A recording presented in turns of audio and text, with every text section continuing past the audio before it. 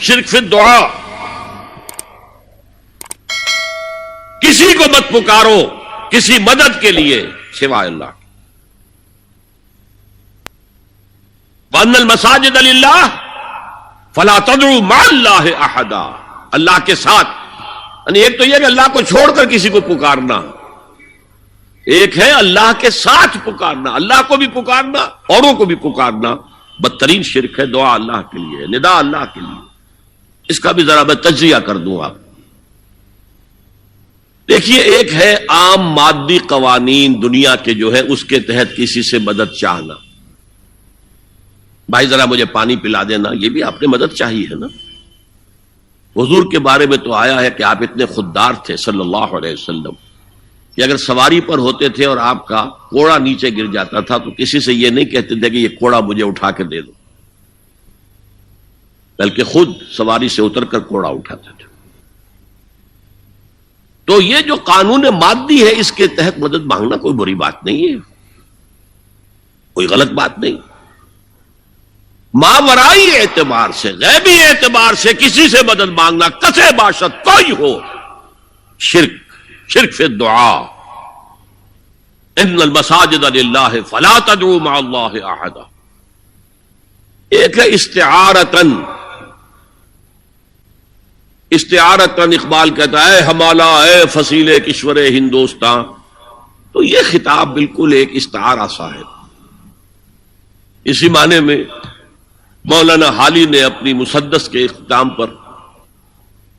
جو مناجات لکھی ہے، اے خاصہ خاصان رسول وقت دعا ہے، امت پہ تیری آ کے عجب وقت پڑا ہے، وہ دی جو بڑی شان سے نکلا تھا وطن سے، پردیس میں وہ آج غریب الغربا ہے۔ تو اس معنی میں اس لفظ استعمال ہو جائے تو اس پر بہت زیادہ الرجک بھی نہیں ہونا چاہیے، لیکن غیبی طور پر کسی کے بارے میں یہ عقیدہ رکھ کر کہ وہ میری مشکل کشائی کر سکتا ہے، حاجت روائی کر سکتا ہے، میری مدد کر سکتا ہے، یہ شرک ہے، اور اس کے شرک ہونے میں کوئی شک نہیں۔ ان المساجد للہ فلا تدعوا مع اللہ احد۔ اب دیکھیے، ہمارے یہ فرشتے یہاں بیٹھے ہیں نا، ہم کہہ سکتے ہیں ذرا بھائی میرا یہ کام کر دینا؟ نہیں کہہ سکتے۔ جبرائیل کو پکار سکتے ہیں، اے جبرائیل ذرا میرا یہ کام کر دینا؟ نہیں، وہ عالم غیب کی شے ہے۔ کسی ولی اللہ کی روح کو پکار کر کہنا کہ میری یہ مشکل دور کر دے، نہیں۔ اللہ سے کہے، اللہ کو پکارے، اللہ جس کے ذریعے سے چاہے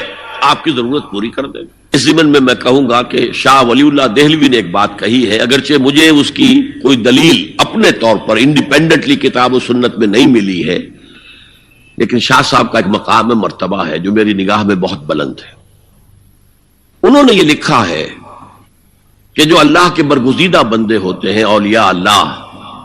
اللہ تعالیٰ ان کی ارواح کو ان کے فوت ہونے کے بعد ملائکہ کے طبقہ اسفل میں شامل کر دیتے ہیں، اور وہ بھی جس طرح وہ ملائکہ اللہ کے احکام کی زمین میں تنفیذ کر رہے ہیں، وہ بھی اسی کام میں لگ جاتے ہیں۔ میں نے عرض کیا کہ میرے پاس انڈیپینڈنٹلی کوئی دلیل نہیں ہے اس کے حق میں، لیکن شاہ صاحب کا فرمانا خود میرے لیے ایک درجے میں دلیل ہے۔ لیکن یہاں ایک تو یہ نوٹ کرنے کا، ملائکہ کا طبقہ اسفل، ملائکہ کا سب سے نچلا طبقہ، اور اللہ کے حکم کی تنفیذ کرتے تو فرشتے کر رہے ہیں، وہ بھی ہوں، ہمیں سے کیا غرض ہے؟ ہم نہ فرشتے کو پکار سکتے ہیں اور نہ کسی ولی اللہ کو پکار سکتے۔ پکارو اللہ کو۔ قال ربکم ادعونی استجب لکم ان الذین یستکبرون عن عبادتی سیدخلون جہنم داخرین۔ تمہارا رب کہتا ہے مجھے پکارو، مجھ سے مانگو، میں تمہیں دوں گا، تمہاری دعا سنوں گا، قبول کروں گا، اور جو بربنائے تکبر مجھ سے نہیں مانگتے وہ جہنم میں داخل ہوں گے ذلیل و خوار ہو کر۔ حضور نے ایک بات مجھے متن یاد نہیں ہے، بہت پیاری فرمائی، دیکھو انسانوں سے تم مانگتے ہو کچھ تو ایک دفعہ تو اس کے ماتھے پر، تیوری پر بل پڑ ہی جاتا، یہ کیوں میرے سامنے ہاتھ سوال کیا، کیوں مجھے اس سے مانگ رہا ہے؟ چلیے بعد میں کچھ وہ دے ہی دے، لیکن ناگوار گزرتا ہے۔ ارے اس سے مانگو جو کہتا ہے کہ مجھ سے مانگو اور میں دوں گا، وہ نہ مانگنے پہ ناراض ہے، اس سے نہیں مانگتے۔ رات کے آخری ساعتوں میں، یا جسے آپ کہتے ہیں the small hours of the morning, حدیث میں آتا اللہ نزول اجلال فرماتے، جس کو ہم نہیں جانتے کیسے نزول ہوتا ہے، ذات باری تعالیٰ اور اس کے متعلقات کے بارے میں جو بات آ گئی قرآن میں حدیث میں وہ ہم مانتے ہیں، کیسا یہ ہم نہیں جانتے، اس کا ہاتھ ہے کیسا ہے ہم نہیں جانتے، اس کا چہرہ ہے کیسا ہے ہم نہیں جانتے، اس کی ساق ہے، اس کی پنڈلی ہے کیسی ہم نہیں جانتے، وہ سنتا ہے کیسے سنتا ہے ہم نہیں جانتے، کیا اس کے کان ہیں، کیا اسے بھی ساؤنڈ ویوز کی ضرورت ہے سننے کے لیے، وہ دیکھتا ہے کیسے دیکھتا ہے ہم نہیں جانتا، وہ اترتا ہے کیسے اترتا ہے ہم نہیں جانتے، جو قرآن میں آ گیا حدیث میں آ گیا مان لیجئے بس، باقی یہ متشابہات میں سے ہے، اس کی کھود کرید میں پڑو گے تو فتنے میں مبتلا ہو جاؤ گے، ابتغاء الفتنۃ وابتغاء تاویلہ۔ لہذا حدیث میں آتا ہے کہ رات کے آخری ساعتوں میں اللہ سمائے دنیا تک نزول فرماتے ہیں،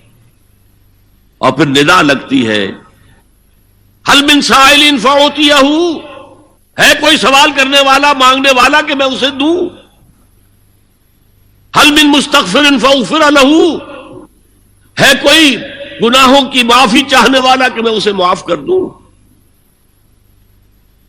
ہم انٹا غفیل سو رہے، ہم تو مائل بکرم ہے، کوئی سائل ہی نہیں، راہ دکھلائیں کسے، رہرو منزل ہی نہیں، راہ کسے دکھا، اللہ کے راستے پر چلنے کا فیصلہ کرو، اللہ کی راہ میں جہاد کا فیصلہ کرو، پھر اللہ راستہ کھولے گا، والذین جاہدوا فینا لنہدینہم سبلنا، وہ لوگ کہ جو ہمارے راستے میں جہاد کریں، محنت کریں، مشقتیں کریں، ہم لازماً ان پر اپنے راستے کھولتے چلے جائیں۔ تو دعا شرک فی الدعا، مانگو صرف اللہ سے، اللہ سے، اللہ سے، وہ چاہے کسی فرشتے کے ذریعے، چاہے کسی فوت شدہ ولی اللہ کی روح کے ذریعے سے، چاہے کسی کو بھی نہیں، براہ راست اپنے حکم سے، اس کی تو قدرت ہے جو چاہے کرے، کن فیکون، وہ جیسے بھی ہو وہ آپ کی ضرورت پوری کرے گا، وہی ہے جو کہ مشکلات کو حل کرنے والا ہے، وہی ہے کہ رزق دینے والا ہے، وہی ہے